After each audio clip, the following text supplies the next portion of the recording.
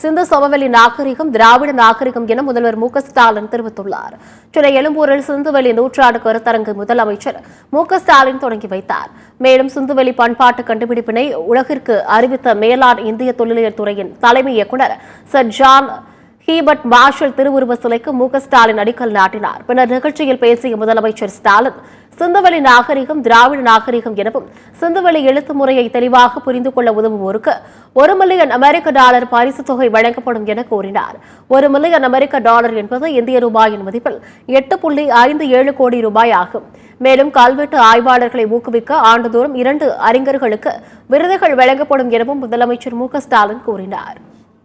சிந்துவெளி புதிருக்கான உரிய விடையை கண்டுபிடிச்சு சிந்துவெளி எழுத்து முறையை தெளிவா புரிஞ்சிக்க உதவும் வழிவகைய தொல்லியல் அறிஞர்கள் இருக்கும்படி வெளிக்கொணரும் நபர்கள் அல்லது அமைப்புக்கு $1 மில்லியன் அமெரிக்க பரிசாக வழங்கப்படும் என்ற முத்தான முதல் அறிவிப்பு. தமிழ் பண்பாட்டின் தொன்மையை உலகமே தெரிஞ்சுக்கணும்னு ஓயாம உழைக்கிற தலை சிறந்த தொல்லியல் அறிஞர்கள் மட்டுமின்றி கல்வெட்டியல் ஆய்வாளர்கள், நாணயவியல் வல்லுநர்கள் ஆகியோரையும் ஊக்கப்படுத்தும் விதமாக ஆண்டுதோறும் 2 அறிஞர்களுக்கு விருதுகள் வழங்கப்படும்.